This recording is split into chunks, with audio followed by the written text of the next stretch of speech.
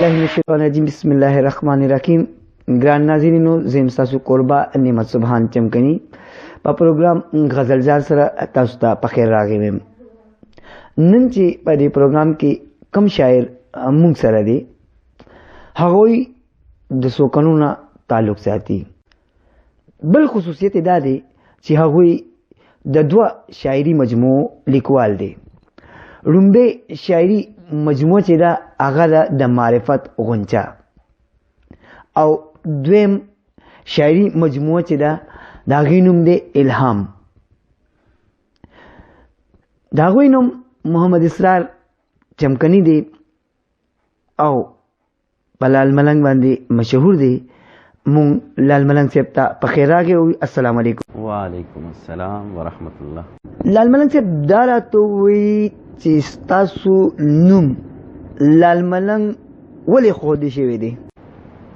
لال ملنګ خو داسې ده چې مونږ د طریقت سره وابسته خلک یو او د خپل پیر و مرشد په لاس باندې بیعت شوي او د خپل پیر و مرشد د طرفه دا ماته لقب میلاو شوی دی د لال ملنګ.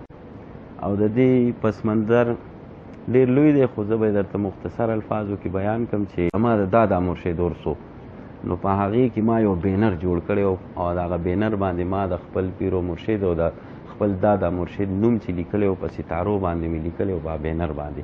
او هغه داسې د لایټ چې څه ټایم بجلي راغه هغه لایټ چمک پې پرېوتو هغې ډېر زیات شاینینګ کول.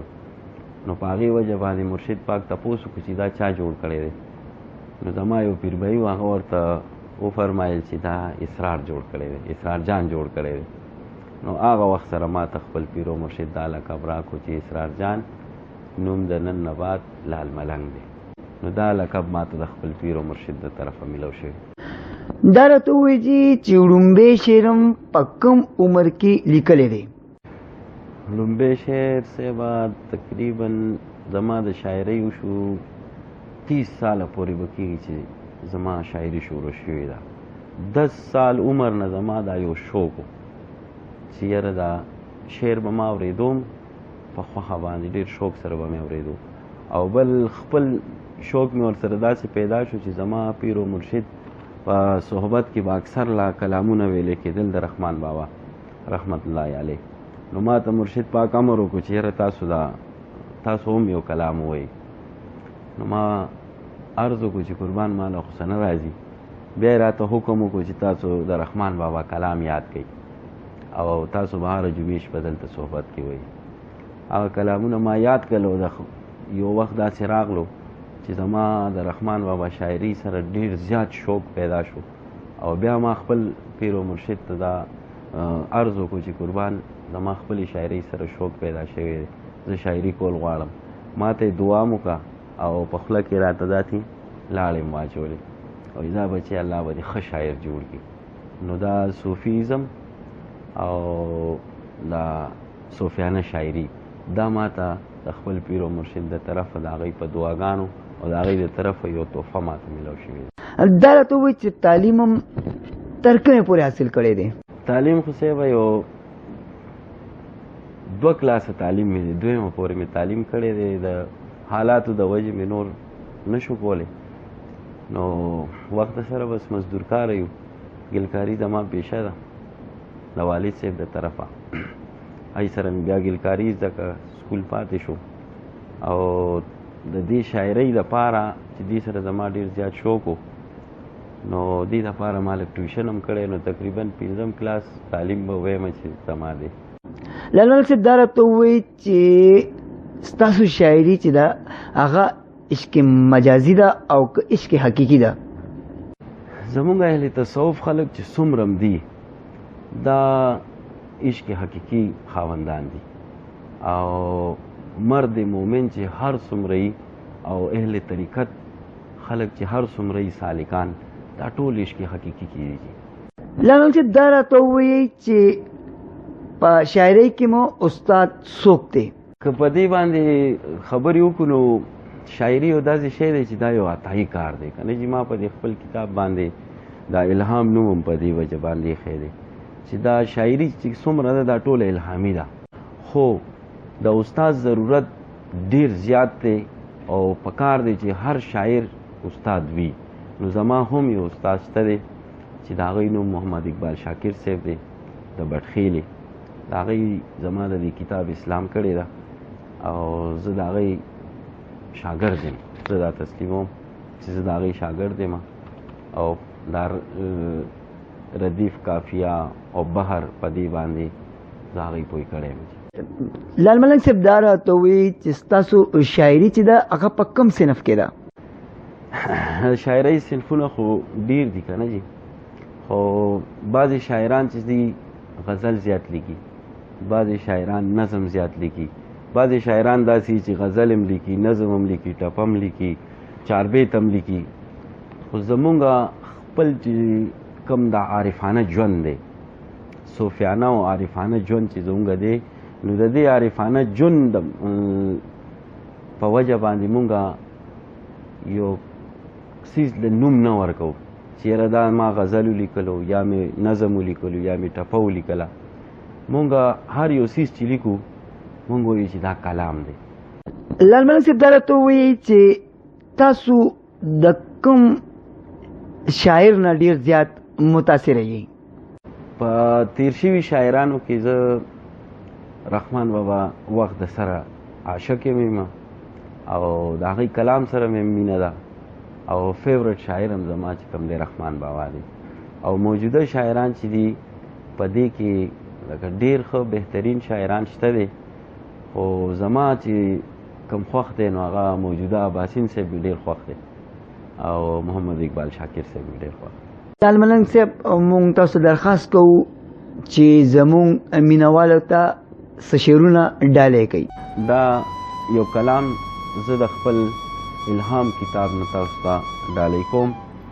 په سجده که درته پروت یمه صدا، په سجده که درته پروت یمه صدا، ستا د یو الف په حق نکړم ادا، چې د زیر په حقیقت باندې خبر شوم، چې د زیر په حقیقت باندې خبر شوم، عاشقۍ پسې مې کړې اقتدا.